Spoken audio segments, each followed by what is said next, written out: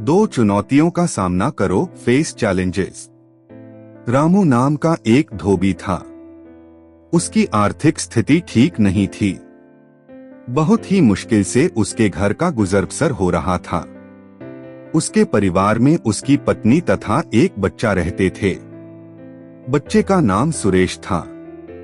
सुरेश अपने घर की स्थिति को देख चिंतित रहता था। वह अपने घर के हालात को बदलना चाहता था, लेकिन उसे कुछ सुझाई नहीं दे रहा था कि वह अपने घर की स्थिति कैसे बदले। एक दिन सुरेश कुछ बच्चों को देखा जो कि स्कूल जा रहे थे। उन्हें देख वह भी अपने माता पिता से स्कूल जाने की जिद करने लगा।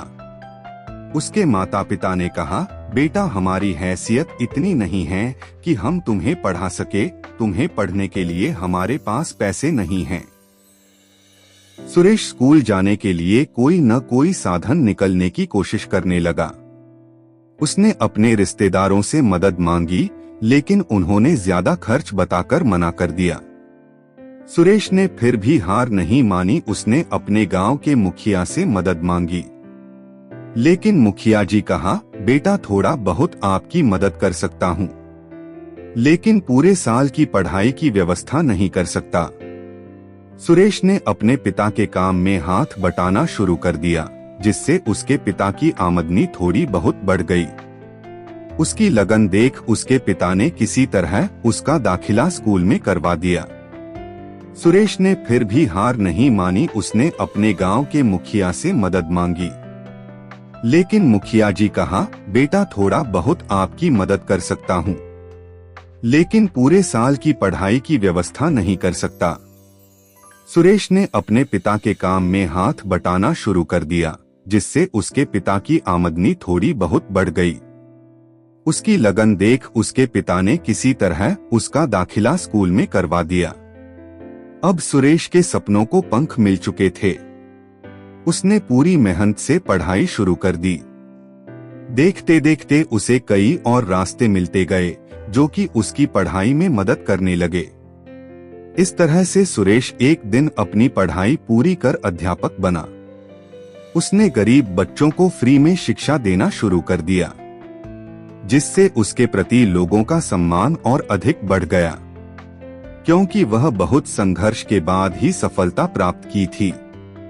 नैतिक सीख है, चुनौतियों से हमें पीछे नहीं भागना चाहिए, बल्कि आगे उसका बढ़कर सामना करना चाहिए। 3 लक्ष्य का निर्धारण, गोल सेटिंग। एक बार एक ऋषि महात्मा कहीं प्रवचन देने जा रहे थे। रास्ते में उन्हें एक बच्चा मिला जो कि उदास बैठा था।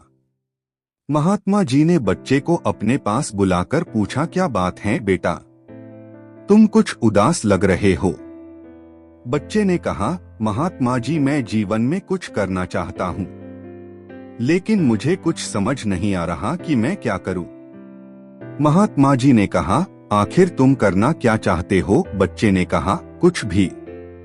महात्मा जी मुस्कुराते हुए कहा, बेटा, सबसे जरूरी चीज तुम अपने लक्ष्य का निर्धारण करो। तुम अपनी कुशलता को पहचानो, तुम्हें क्या पसंद है, जिसके लिए तुम अपना सब कुछ देने के लिए तैयार हो।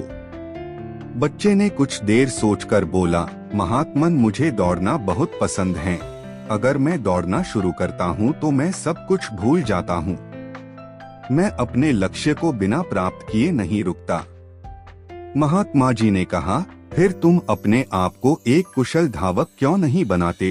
तुम अपने देश के लिए बहुत कुछ कर सकते हो। महात्मा जी की बातें बच्चे के दिमाग में बैठ गई। उसने उसी दिन से अपना लक्ष्य निर्धारित किया। वह अपने आप को एक कुशल धावक के रूप में देखने लगा। देखते देखते वह अपने शहर ही नहीं, पूरे देश का एक महान धावक बन गया। नैतिक सीख है, बिना निर्धारित लक्ष्य के कोई भी अपना मुकाम हासिल नहीं कर सकता। नंबर 4, सफलता प्राप्त करने के साधन, मीन्स ऑफ अचीविंग सक्सेस। सफलता शब्द सुनने में बहुत अच्छा लगता है, लेकिन क्या आपको पता है कि सफलता प्राप्त करने के सही और सटीक साधन कौन से हैं?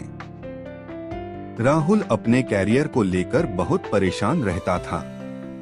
वह समझ नहीं पा रहा था कि अपने कैरियर को सही दिशा में कैसे ले जाए।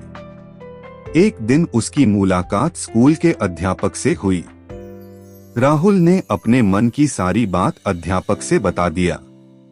अध्यापक उसे समझाते हुए कहा, सफलता को 1-2 दिन में नहीं प्राप्त की जा सकती, बल्कि इसके लिए तुम्हें कई चीजों का बलिदान देना पड़ेगा। सफलता प्राप्त करने के लिए सही दिशा में मेहनत और लगन के साथ काम करना अनिवार्य होता है। इसके अलावा सफलता सकारात्मक सोच के साथ निरंतर प्रयास और धैर्य मांगती है। किसी भी विषम परिस्थितियों में पीछे मुड़कर न देखने से सफलता प्राप्त होती है। सफलता के लिए सफल लोगों की संगत तथा उनसे सीखकर आगे बढ़ने पर सफलता मिलती है। सफलता का मूल मंत्र अपने आप को सफल लोगों की तरह देखना। राहुल अध्यापक की बात सुनकर बहुत प्रेरित हुआ। वह अपने बनाए लक्ष्य को प्राप्त करने के लिए भरसक प्रयास करने लगा। बहुत जल्द एक दिन वह एक सफल व्यक्ति बन गया। नैतिक सीख है। निर्धारित लक्ष्य, निरंतर प्रयास, सकारात्मक सोच, आत्मविश्वास और धैर्य सफलता प्राप्त करने के कुछ प्रमुख साधन हैं। नंबर 5, सकारात्मक सोच का प्रभाव। सूरज और मोहित 2 दोस्त थे। दोनों में बहुत गहरी दोस्ती थी। दोनों दोस्त के स्वभाव लगभग समान थे, लेकिन दोनों दोस्तों एक बात की कमी थी। सूरज अपनी सकारात्मक सोच के लिए जाना जाता था, जबकि मोहित का नजरिया किसी भी पहलू के नकारात्मक कारणों पर होता था, जिसके कारण उसे हर जगह मुश्किलों का सामना करना पड़ता था। सूरज और मोहित परीक्षा होने वाली थी। सूरज की तैयारी अच्छी थी। वह पढ़े हुए चैप्टर का बार बार रिवीजन कर रहा था, जबकि मोहित हमेशा कोई नया चैप्टर पढ़ने की कोशिश करता था। फिर एक उसके दिमाग में बात आती थी कि इस चैप्टर से प्रश्न नहीं आ सकता, और फिर उस चैप्टर को छोड़कर किसी और चैप्टर को पढ़ने लगता। इस तरह से उसकी किसी भी चैप्टर पर पकड़ मजबूत नहीं थी। एक दिन सूरज ने मोहित को समझाया कि अब अपने पास अधिक समय नहीं है। जिस चैप्टर पर तुम्हारी पकड़ मजबूत है, उसी को बार बार पढ़ो, जिससे तुम्हारी समझ अच्छी हो जाएगी। लेकिन मोहित हमेशा यही सोचता था कि इस चैप्टर से प्रश्न नहीं आया तो। परीक्षा हुई।